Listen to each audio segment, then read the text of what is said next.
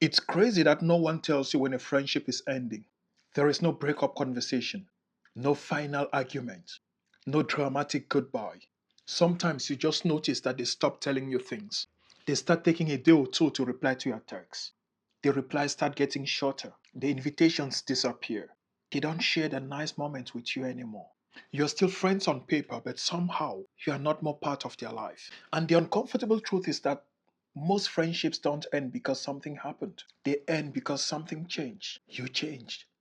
They change. Your priorities change. And one day you realize that the person you used to call without thinking is now someone you have to think about calling. And believe me, that hurts in a very specific way. Because sometimes you're not grieving that person, you're grieving the version of yourself that existed when that person was in your life. So, why do friendships that once felt unbreakable quietly fall apart? And more importantly, how do you know when that friendship is over? Before getting to this, if you are new here, welcome to the Kingbird. This channel is for everyday human stuff that you notice, but no one sits you down to explain. So every episode, we take one of those moments and tear them apart. If that's your thing, if that's something you're interested in, smash that subscribe button and turn on the notification because you don't want to miss the next episode. Thank you for being here. Now let's get into it. I want you to think about somebody right now. Somebody who used to be your day one. You had a whole language together. You had inside jokes only both of you understood. That kind of person who you didn't have to explain yourself to them. They just got you.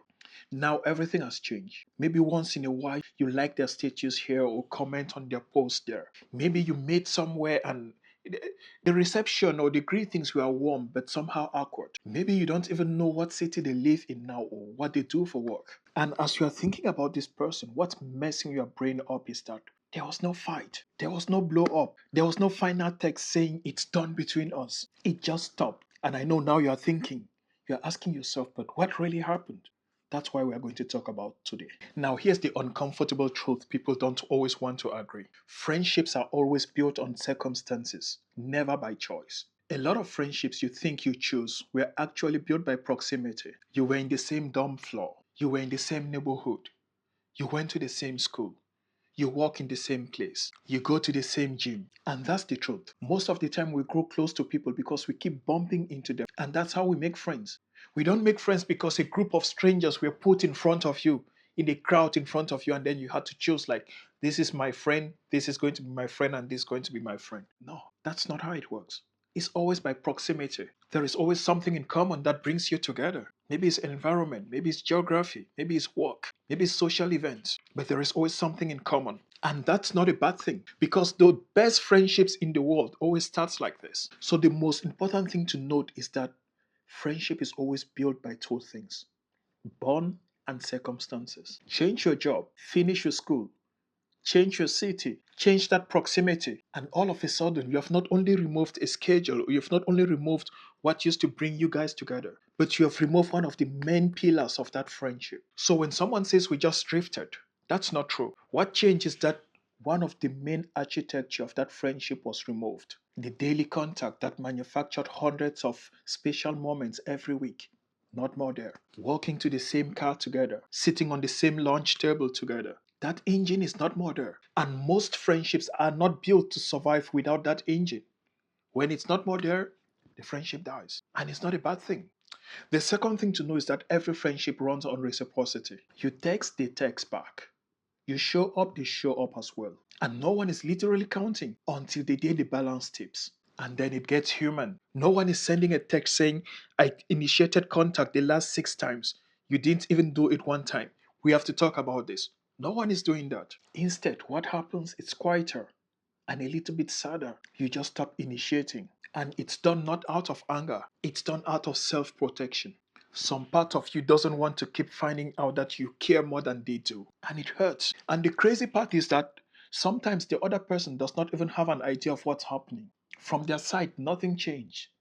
But from your side, everything changed.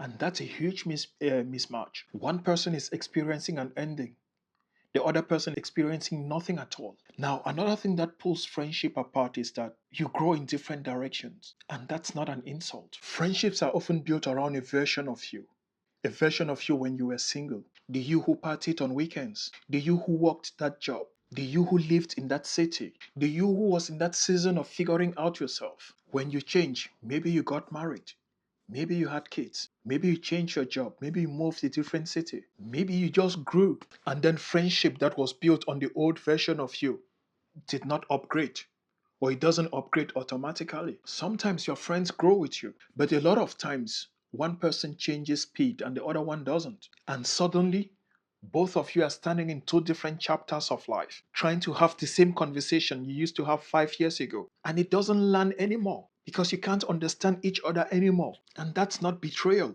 That's not either of you doing anything wrong. That's just what growth does. It doesn't ask for permission. It doesn't wait for everyone to catch up. It happens naturally. Now, what is wild in all of this is that no one taught us how to end friendships. We have an entire cultural script on how to end romantic relationships. They talk, they break up. Even the messy ones have a structure everyone recognizes. But friendship, there is no script, no socially acceptable way of saying, I don't think this is working the way it used to. So instead of having a conversation, most friendships end through avoidance, slower replies, shorter replies, no replies at all. We should catch up that never turns into plans. And I know this is not it's not about cruelty. It's just that ending a relationship out loud can feel somehow awkward. So people would rather just let it fade. Even though in some cases the fade would rather hurt for longer because there is no closure. Just a slow, quiet absence where a relationship used to be. Now, here's my few cents I want you to take from this video. Not every friendship is supposed to last forever, and that doesn't make it a failure. Some friendships are for a season, they get you through something, and once you've gone through it, the friendship has quietly done what it was supposed to do. And you should not look at that as tragedy. That's just what it means to be a person who keeps growing. The goal was never to keep every single person you've met in your life forever. The goal is to actually notice what a friendship gave to you when it was still alive, instead of only noticing it once it's all gone. Now, here's the question for the comments. Is there a friendship that actually ended and you never got closure? Share your experiences below. And if this is your first time here, don't just click away. Click on the next video on the screen. That one we are talking about why smart people stay single. Subscribe, turn on your notification because our next video we are going to talk about why people change after money. That's a conversation you should listen to. Thank you for being here. See you in the next one. Copy that.